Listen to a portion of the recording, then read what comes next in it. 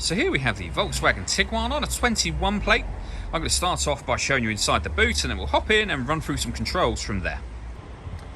As you can see, we have plenty of boot space along with the 3 individually folding rear seats should you wish to increase this space even further.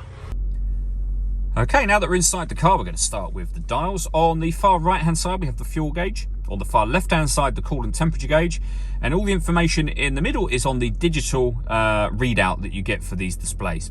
Dead center you can see the total miles for the car. First of all, they are 4,219. We have a readout for the speedometer to the right of that. To the left you can see it will show that the car is in park, so any gear you're in, whatever gear you're in, it will show there. This car's an automatic, so you've got park, reverse, neutral, drive, of course. The information displayed in that central section can be changed using buttons on the steering wheel. We're on the audio menu at the moment. There are lots of menus available. So you've got navigation, assist systems, you've got driving data menu, vehicle status, your telephone, and then back around to where we were a moment ago. The driving data menu just here is where you'll find all your fuel economy information and another digital readout for the speedometer. We're going to work our way out to the steering wheel controls next. So starting on the left-hand side of the steering wheel, we have stereo controls, cruise control. If you hit this button just here, this car is able to maintain its own distance between itself and the car in front once cruise control is set, both speeding up and slowing down automatically. Over on the right-hand side, we have the buttons that change the information on the main dials. We then have a heated steering wheel. We can change stereo and phone controls available on here as well. The phone controls can only be used after such time as you pair the phone up, and that is done over on the touchscreen just here. So also up here you'll see you'll be able to pair your phone. You can access your radio, and you'll see this car has got FM, DAB and internet radio. You can also listen to your own music. You can do that, but you can do both things in fact under either radio or media heading. You get the same options come up here. So you'll see that you can stream your music wirelessly via Bluetooth audio once you've paired up your phone. You can access your satellite navigation up in that top right hand corner. There's a full video showing how that system works on our website and YouTube channel. And if I pop the car into reverse, you'll see the full color reversing camera with guidelines showing you what direction the car is headed in relation to the image being shown on the screen.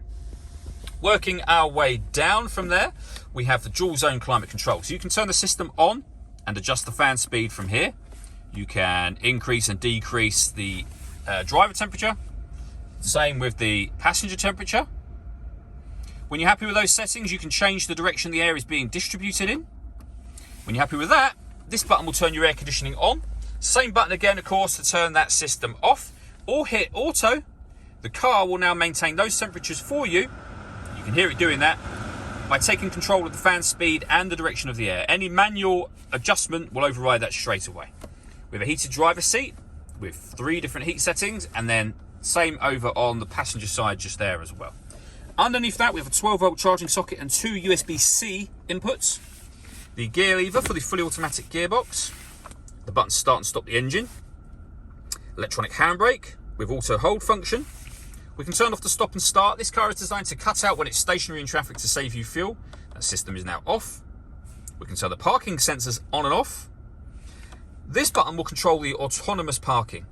Press that and follow the instructions that are shown up on the screen just here. This car is able to park itself. It will take control of the steering element of that for you. And then the very last button down there said mode on it.